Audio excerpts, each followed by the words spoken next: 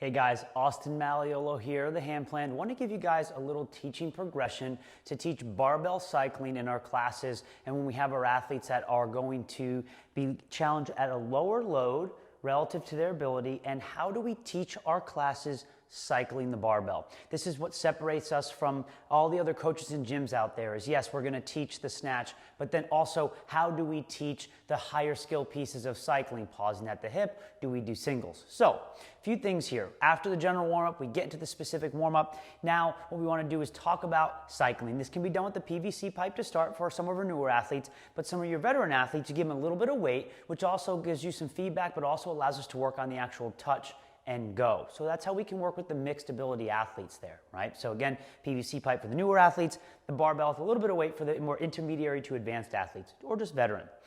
What we're gonna talk about are two main pieces of cycling. One, the pausing at the hip, which you wanna try to avoid, and then brushing it down. So when we set on up here, we're gonna get that barbell overhead, and it'll be a nice light bar. We're actually gonna go top to start to teach that. We're gonna teach the breaking the elbows out. When the bar crosses the face, you get the elbows over the bar and you push back.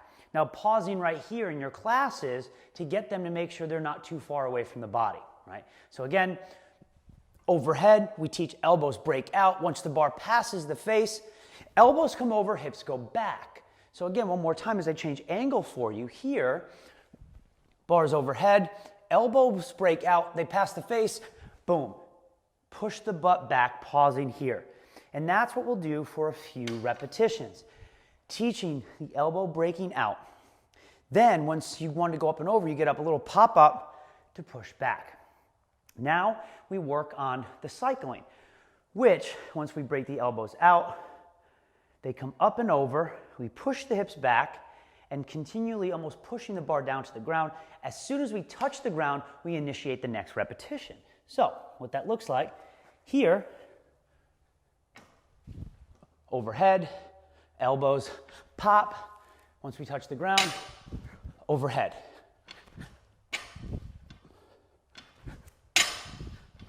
So the goal is to then brush the hips back and brushing down the body. You're going to see athletes pause and then go down. You almost want to teach them to push the bar down. They're going to stumble forward a little bit. If that happens, that's completely okay. The goal is for them maybe to slow them back down and then have them push the hips back. So a few ways we can play with that. Now, if we're going from the hang, we have two options. We have the high hang cycle or the mid thigh. So I'm personally not a fan of the high hang, but it's something to teach. What that's going to look like, we're going to teach it just like the push press, where the heels stay down, the knees go forward in the push press. We're going to do the same thing, and that is how we can keep the shoulders behind the bar. It's going to be a much lighter weight. It's going to be way grippier, but it doesn't tax the lower back as much, and it is much faster. So again, when we're here, we're into this position, and we just pop the bar up. And we pull under, as opposed to coming down, back to that mid-thigh, and then jumping overhead, like so. So we teach that. The mid-thigh position is probably something we're a little more comfortable teaching. We come back to that cycle position, we bow right over the bar, and we go right into it. The goal is not to pause at the high hang and then go right back down. So we go back to that same drill from cycling from the floor. We push down and then right back up, just like a slingshot, down and up. Pull back, jump up, pull back, jump up. For the high hang, we teach nice and high in that positioning. And what I mean by that is the bar stays high, the shoulders stay behind the bar, the heels stay down.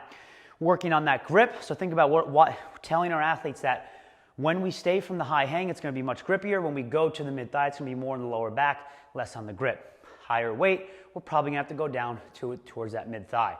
So guys, this is just a little teaching progression for you guys to sprinkle into your classes.